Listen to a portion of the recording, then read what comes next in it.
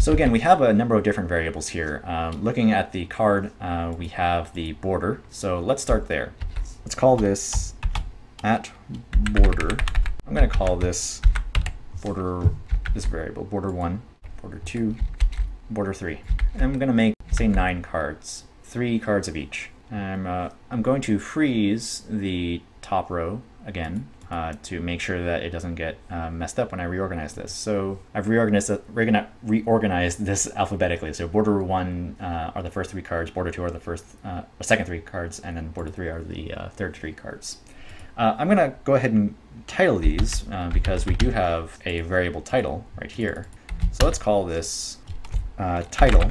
There's no need for an @ symbol because this is just text. And let's call this red sheep, green sheep, yellow sheep. And I've got stone here as well. So let's call this red stone, green stone, yellow stone.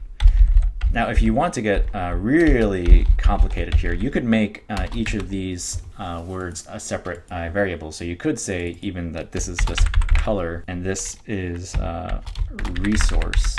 And so this would just be sheep and this would just be red. This and this together are going to be the title of the card over here. The next variable that I have is this icon. And I'm going to go ahead and call this like top icon. Or you could even just call it suit, or you could call it cost. It doesn't really matter what you call it. What really matters is what you place there. Say I call this cost because, say for example, say it would cost a heart to play this card, for example. All I would do is this costs a spade, or this costs diamond. Now, say for example, you wanted some cards that just didn't cost anything. In the spreadsheet, you would leave that cell empty. Now, say for example, also you had a card that may have 2 costs, or rather, it costs 2 resources. So again, a couple ways to do this. You could set up a very fancy custom-made font that would have dingbats or symbols that you could make a text frame out of, and all it would do is just replace a normal letter with a symbol. I believe Magic the Gathering does this because they have so many icons that have to be placed in line with text so often. But for your purposes and for the resources that you probably have available, this is going to be the easier way to do it. So I've set up a white circle here that is not a variable. It's just going to always be there. So no matter what, if there's a card with a single cost, this is going to be empty. But if there's a card with 2 costs, then both icons will be there. So say, for example, the yellow sheep cost heart and diamond. Now I have to make sure that I've named this column. So I'm going to call this cost 1, and I'm going to call this cost 2. Make sure I'm consistent with capitalization. Let's say this cost a spade and this cost a heart. And let's say this cost a club and this cost a spade. So when I bring this into the card, it's going to replace one of these icons depending on the variable that I've got set up. The next variable I have is this art, which I'm just going to call, appropriately enough, art. And that is where I will call in some of the artwork that I've got set up already. Nice thing I can do here is just, honestly, just take these names and drop them in and add JPEG to all of them. The next variable I have, this is the complicated one. I have 2 text frames. One of them is for any text that has no icons in line with the text. The other is a text frame that houses any text that has icons, 2 icons even. So it's always if you have blank, then you gain blank, and then followed by a period or perhaps some other text. So this is the plain one. So let's start with the basics there. Let's call this effect 1. One thing to note here, I am removing the background color for this text frame. So when you're actually laying this out, it's going to look really weird as you start having overlapping text here, but Because only one text frame at a time is ever going to have text in it, depending on the variable, it won't have any overlapping text like that. But it's useful just so you can see everything that's going on. And also because any attributes that you apply to the text frame, like a white background, are going to be there regardless of what the actual text variable is. So if I were to have set this up and I would have made the text frame an opaque white, even if I had text going on in this frame, you wouldn't be able to see it because I've got this other frame in front of it that is opaque white. So I'm going to turn off that background to be quick. And let's just say gain a sheep and gain a stone and gain a wheat. I'm going to do that again for these free ones. Now these cards are special. They have 2 costs, so I'm going to add a little bit of a special effect to them. Now again, the special effect that I'm talking about is that there is an if-then statement with 2 icons actually in between them. So say I'm going to call this frame effect 2. I'm going to call that line of text effect 1, I should say. Sorry. If you have 1. And this is where the first icon is going to be. So I'm going to call that icon 1. Then I'm going to put the second effect, which is this line of text, including the comma and any spaces. Then you gain. This is the second icon, so I'm going to call that icon 2.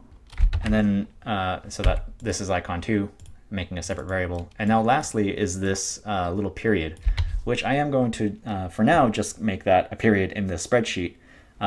But you can replace that period with some other text, like if you had any other conditional elements or some further text that you want to put in, that's where you do it. So effect 3,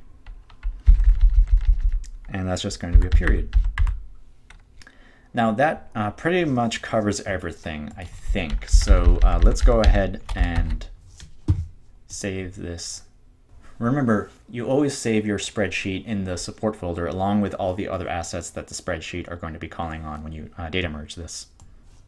Going back to the InDesign document, and I'm going to go to data merge and select data source. I'm selecting the spreadsheet that we just exported. Now you have all these variables listed here.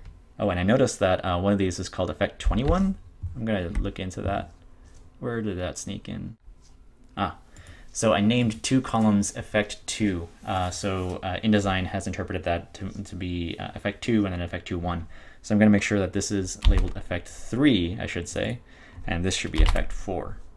That was my mistake. Let's go ahead and export that again. You run into some of these issues a lot whenever you're making edits to your spreadsheet. So I've updated the link to the spreadsheet here, and the data merge panel has updated accordingly. So now there's effect 1, 2, 3, and 4. And you'll notice also that they're listed in the order that they appear in the spreadsheet. So border, color, resource, cost 1, cost 2, art, border, color, resource, cost 1, cost 2, art, and so on. It's just following whatever you tell it to. So starting off, I'm making sure that I've got, just to keep things straight, I'm going to lock all the other layers except the border layer, which I've made sure I've had selected. I do this just to keep things straight and so I don't accidentally create a variable where I don't intend to keep it.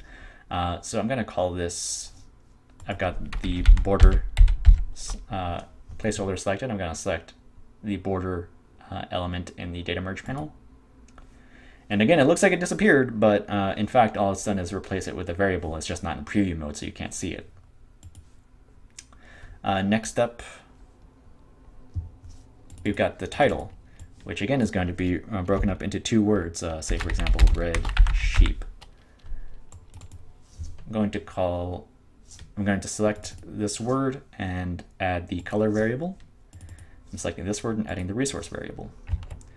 And you again see that InDesign replaces your word with this special tag that it uses to recognize that this is a placeholder for that text variable.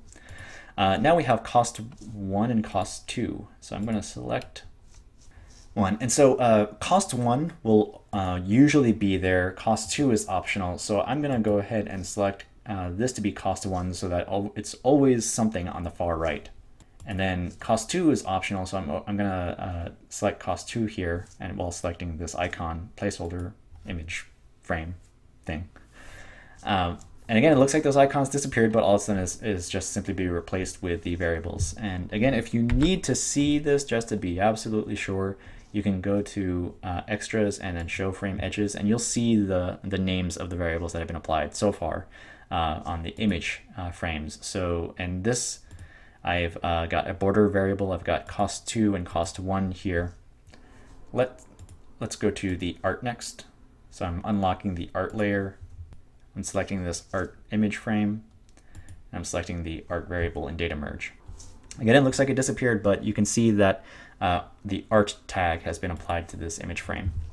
And it appears that I've accidentally made these text frames in the wrong layer. So I am copying and pasting them and dropping them into the appropriate layer. These were all set up in the border layer, unfortunately. So there. The first text frame that we've got is the one that has just one line of text with no icons in it. So I'm selecting that entire line of text and replacing it with effect 1. Cool. I'm moving this up a little bit so I can see what I'm doing. Now in this other text frame, I've got a more complicated set of variables. This line, including the space, I'm going to call effect 2 and selecting the data merge. This icon I'm calling icon 1. And as a matter of fact, I noticed these icons are a little bit big, so before I do that, I'm going to reduce these in size. Okay, those are nice and small. So once more, I'm calling this icon 1. This line of text, including the comma, including the space, I'm going to call effect 2. This I'm going to call icon 2. And this I'm going to call effect 4. And I'm going to remember to move that first text frame back down to its proper place. So let's see how all this works. This is the moment of truth when you click on preview and see if everything you've done is actually correct. You can see how some variables are changing. If there's nothing in the cell in the spreadsheet, then it's just blank. You can see that some elements are always going to be there because they're not variables. So in this case, these white circles are always going to be there. And let's export this as its own document. And now you can see that there's 9 pages here, each one with its own card. And you could export this as a PDF, export this as flattened JPEGs if you want to make a print and play file. So that's basically how you make a CCG or deck building card. Thank you for watching. Please like and subscribe, and support the rest of this series on Patreon.